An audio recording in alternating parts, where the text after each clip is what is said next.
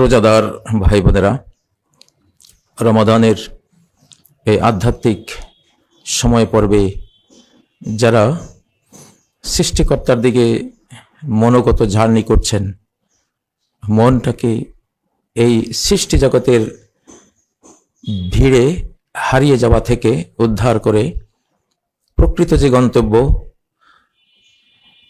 অর্থাৎ স্রষ্টার কাছে ফিরে যাওয়া, সেই স্রষ্টা কেন্দ্রিক এই যে মাস শাহরুল্লাহ, আল্লাহর মাস, এই মাসে আমরা যে আধ্যাত্মিক জার্নি করছি, ইয়াদাউ তাআমাহু ওয়া শারাবাহু মিন আজলি, সে তো আমারই জন্য, আমার দিকে এগিয়ে আসার জন্যই, আমার দিকে জার্নি করার অংশ হিসেবেই সে তার যাবতীয় খাবার পরিহার করে, সে তার পানীয় পরিহার করে, শাহওয়াতাহু, সে তার কামনা বাসনা পরিহার করে। আসলে রমাদান এবং সিয়াম হলো পেটকে অভুক্ত রেখে, নিজের কামনা বাসনা থেকে নফসকে সরিয়ে রেখে নিজের নফসকে শাসন করার মাস।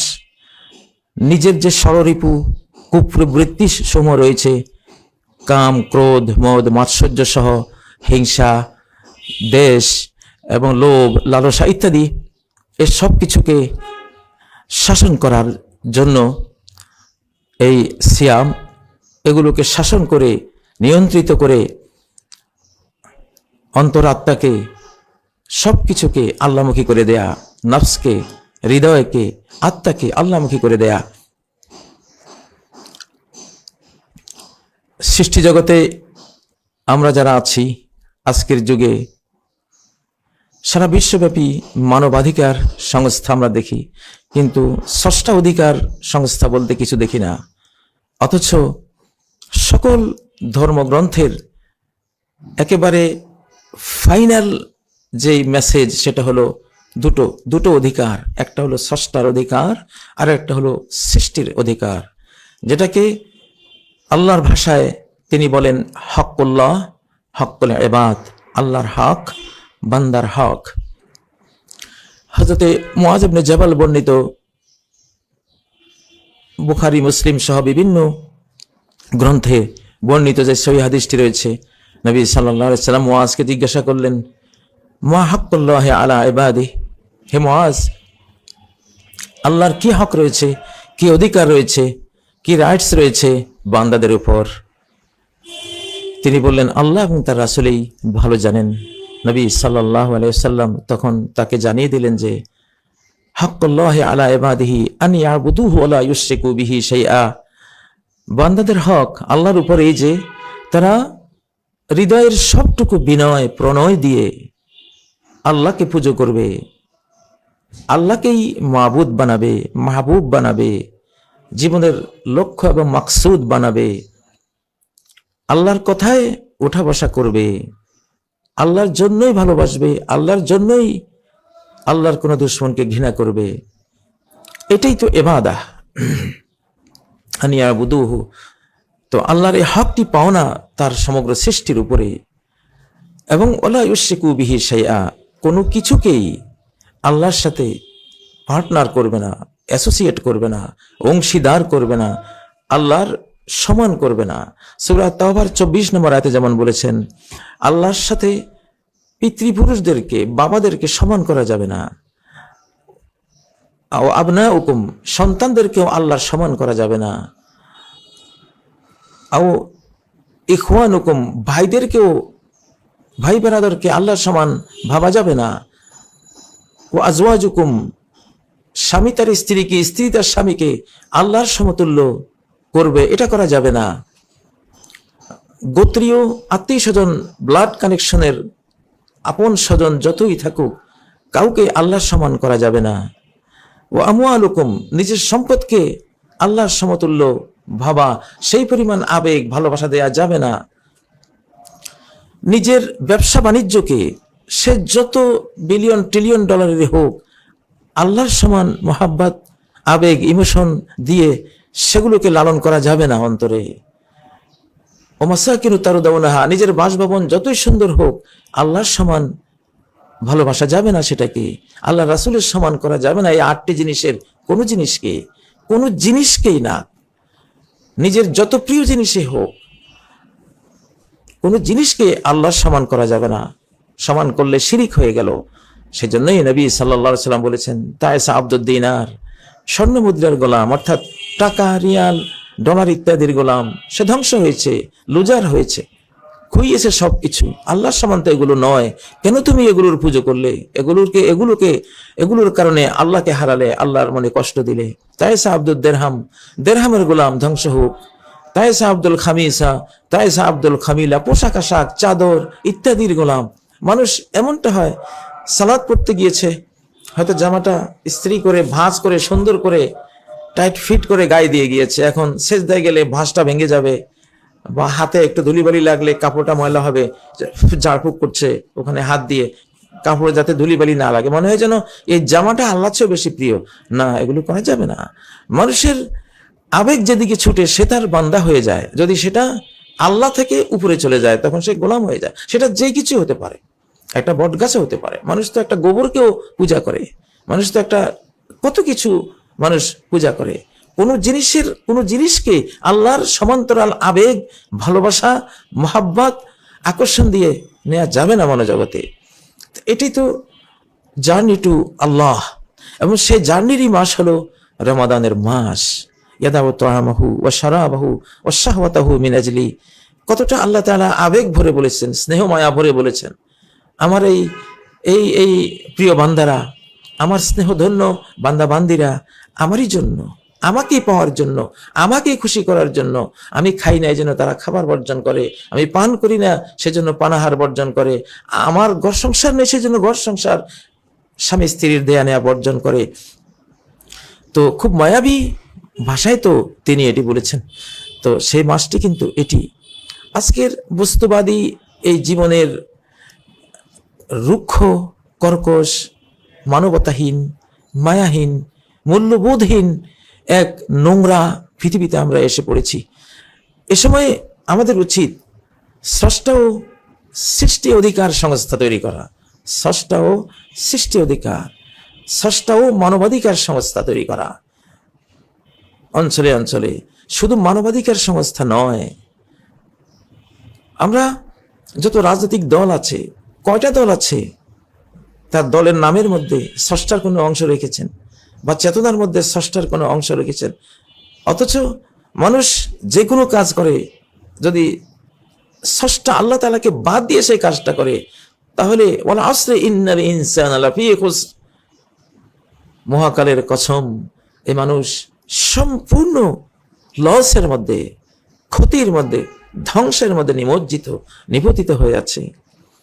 লস মুক্ত হতে হলে তো সকল কর্ম, সেটা ব্যক্তিগত হোক, পারিবারিক, সামাজিক, রাষ্ট্রীয় হোক, সেই কর্মে ইল্লাল্লাযিনা আমানু, আল্লাহর প্রতি ঈমানের অংশটা আগে আনতে হবে, স্রষ্টা অধিকার আগে আনতে হবে, স্রষ্টার প্রতি আবেগ, অনুভূতি, ভালোবাসা আগে আনতে হবে। এজন্য মনটা চায় যে বাংলাদেশে কেউ এমন একটি সংস্থা করুক, স্রষ্টা ও সৃষ্টি অধিকার সংস্থা, বা স্রষ্টা ও সৃষ্টি অধিকার পার্টি, স্রষ্টা ও মানবাধিকার সংস্থা। আমি সারা বিশ্বের মানবাধিকার সংস্থাগুলোকে ডাক দিচ্ছি, এই যে একটি 2024 পরবর্তী সময় পর্ব শুরু হয়েছে, এটি স্রষ্টার সময়, এটি স্রষ্টার দিন, তার কানুন, তার আইন, তার ল পৃথিবীতে তিনি বাস্তবায়ন করবেন। এটি সেই সময়। এই সময় প্রত্যেকটি কাজে স্রষ্টাকে রাখবেন, জ্ঞান বিজ্ঞানে স্রষ্টাকে রাখবেন, সকল শিক্ষা ব্যবস্থায় স্রষ্টাকে বাদ দিয়ে কোনো জ্ঞানের কথা আসতে পারে না। নবীজি বলেছেন যে মা জালাসা কওমুন মাজলিসান, কোন সম্প্রদায়, মানুষের কোনো একটি দল কোনো মজলিসে যদি বসে এবং সে মজলিস থেকে উঠে গেল, লাম ইয়াজকুরুল্লাহ ফিহি, সে মজলিসে একটি বারও আল্লাহকে স্মরণ তারা করলো না, ওয়ালাম ইউসাল্লু আলা নবিহি, নবীর প্রতি সালাত প্রেরণ করলো না, ইল্লা কানা আলাইহিম তারা, তাহলে এই মজলিসটি তাদের জন্য একটি ধ্বংসযজ্ঞ হিসেবে দুনিয়া আখিরাতে আসবে, পরিগণিত হবে। এর রেজাল্ট তারা পাবে, এর রেজাল্ট হবে ধ্বংস, এর রেজাল্ট হবে খাসারা, এর রেজাল্ট হবে লস আর লস। পাহাড় থেকে জলরাশির স্রোত আঁকিয়া বাঁকিয়া, মাতিয়া ছুটিয়া ভূপৃষ্ঠে বহিয়া যায়, ইহাকে নদী বলে। কেন আমরা বললাম না পাহাড় পর্বত হইতে সৃষ্টিকর্তা যে ঝর্ণা দ্বারা নির্ঝরিত করিয়া আঁকিয়া বাকিয়া মাথাইয়া ছুটাইয়া উহাকে প্রবাহিত করিয়া দেন, উহাকেই নদী বলে। যেটা সূরা বাকারাতে আল্লাহ বলেছেন, ওয়া ইন্না মিনাল হিজারাতি লামা ইয়াতাফাজ্জারু মিনহুল আনহার, কত পাথরের পাহাড়, সেগুলোতে ঝর্ণা বয়ে যায়। লাস্টে আয়াতের শেষে কি, মিন খাশিয়াতিল্লাহ, এটা আল্লাহর ভয়ে ওই পাথুরে পাহাড়ের কান্না, তার নয়নাশ্রু তোমরা দেখো ঝর্ণা নদী আকারে বয়ে যাচ্ছে। এভাবেই তো সকল কিছুতে স্রষ্টাকে আনতে হবে। এটা স্রষ্টার শতাব্দী, এটা ইমাম মাহদির শতাব্দী, এটি আল কোরআন আল ইসলামের শতাব্দী, এটি ঈসা আলাইহিস সালামের শতাব্দী, এটি হযরত মুহাম্মদ সাল্লাল্লাহু আলাইহি সাল্লাম রাহমাতুল্লিল আলামিন হয়ে যে দিন পৃথিবীতে নিয়ে এসেছেন, সেই দিনের শেষ বিশ্বায়নের শতাব্দী, শেষ গ্লোবালাইজেশনের শতাব্দী। ইহুদি, খ্রিস্টান, হিন্দু, বৌদ্ধ সকলেই সাদরে বুঝে শুনে সত্য বুঝতে পেরে নিজের আপন এই দিনকে গ্রহণ করে নেবে। এটা দ্বীনুল্লাহ। এটা ভুল কথা যে মুসলিমের ধর্ম হলো ইসলাম। মুসলিমের ধর্ম ইসলাম নয়, ইসলাম মহাজগতের আল্লাহর ধর্ম, দ্বীনুল্লাহ। ইন্নাদ দীনা ইনদাল্লাহিল ইসলাম, সূরা আলে ইমরান 19 নম্বর আয়াতে এই ঘোষণাই আল্লাহ দিয়েছেন, দিন আল্লাহর কাছে হলো ইসলাম। আত্মসমর্পণ করো, আত্মসমর্পণ করো। আল্লাহতে আত্মসমর্পণ না করাই ক্রাইম, আল্লাহর কাছে আত্মসমর্পণ সারেন্ডার্ড না হয়ে যাওয়াই অপরাধ, পাপ, মহাপাপ। এটাই শিরক, এটাই কুফরি। আপনি যদি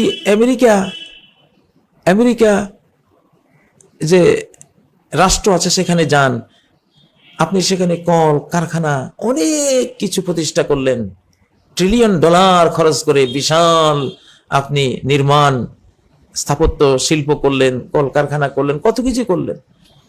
কিন্তু একদিন সরকার আপনার এগুলো পরিদর্শন করতে ইন্সপেক্টর পাঠিয়েছে। ইন্সপেকশনে দেখলো আপনার কোনো বৈধ অনুমতি নেই, কাগজ নেই, আপনি আমেরিকান সরকারের উইদাউট পারমিশন সব করছেন, আপনাকে হ্যান্ডকাপ দেবে। আপনাকে অবৈধ এই স্থাপনার দোষে হয়তো সমস্ত কিছু হারিয়ে যাবজ্জীবন কারাদণ্ডের আওতায় আপনাকে চলে আসতে হবে। তেমনি আপনি যে পৃথিবীতে এত কিছু করছেন, প্রতি ক্ষণে ক্ষণে আপনার স্রষ্টার সাথে আপনার পারমিশন নেওয়া দরকার। যে কোনো কাজ করতে ইস্তেখারার 2 রাকাত সালাত অর্থ কি, আল্লাহ এই কাজটি ভালো হলে তুমি তৌফিক দিও, খারাপ হলে তৌফিক দিও না, কোথায় ভালো আছে সেখানে তৌফিক দিও। অনুমোদন নিতে হয় এবং কোরআনিক আইনের আওতায়, স্রষ্টার আইনের আওতায় সেটা করতে হয়, না হলে হ্যান্ডকাপ। আমি আর আপনি যে যাই করি, আমাদের জীবন তরীর এই অথই অকুল মহাকালীন এই সাগরে, মহাকালীয় এই সাগরে আমাদের এই মানব তরী দুটো বন্দরেই ভিড়বে, হয় অনন্ত সুখের বন্দরে আর না হয় অনন্ত আগুনের বন্দরে। হায়, আজকে এই পৃথিবীর বৃহৎ পরাশক্তি প্রায় সকলেই, অধিকাংশই আজকে অগ্নিবন্দরের দিকে নিজের সমস্ত যোগ্যতা, জ্ঞান, বিজ্ঞান, অর্থ, সামর্থ্য সবকিছু নিয়ে ছুটে চলেছে সেই আগুনের বন্দরের দিকে। যেদিন তারা সেখানে গিয়ে পৌঁছবে, সেদিন শুধু আক্ষেপ আর আক্ষেপ। ওয়াকুলুল কাফিরু ইয়া লাইতানি কুনতু তুরাবা, অবিশ্বাসী সেদিন বলবে, হায়রে যদি মাটি হয়ে যেতে পারতাম। কত সৃষ্টিরাই তো স্রষ্টার নির্দেশে আজকে মাটি হয়ে গেল, আমরা তো মাটিও হয়ে এই আযাব থেকে, আগুন থেকে বাঁচতে পারছি না। প্রিয় মানব বন্ধুরা, যে ধর্মেরই হন না কেন, সবারই জন্য বার্তাগুলো, ষষ্ঠ সৃষ্টির অধিকার সংস্থা করুন, ষষ্ঠ সৃষ্টির অধিকার পার্টি করুন। আমাদের ছাত্ররা, তোমরা যেই জাতীয় নাগরিক পার্টি করেছো, এখানে 1 নাম্বার কর্মসূচিতে রাখবা ষষ্ঠর অধিকার প্রতিষ্ঠা, 2 নাম্বার সৃষ্টির অধিকার প্রতিষ্ঠা। দুটো কথার মধ্যে যেন তোমাদের এই দলের সমস্ত ইহপারলৌকিক উদ্দেশ্য চলে আসবে। আবারও বলছি, প্রথম লিখবা তোমরা ষষ্ঠর অধিকার প্রতিষ্ঠা। যিনি দিয়েছেন এই জগৎ, এই বাংলাদেশ, যিনি এই মহাজগতের মহান শিল্পী, যার শিল্পকর্মই হলো তুমি, আমি, এই বাংলাদেশ, এই সবুজ শ্যামল পৃথিবী, এই তারা ভরা নীল আকাশ, এই উজ্জ্বল দিন আর এই কালো চাদরে ঢাকা নিঝুম নিস্তব্ধ রাত, এই সবগুলোই সেই একক শিল্পীরই এক একটি শিল্প মাত্র।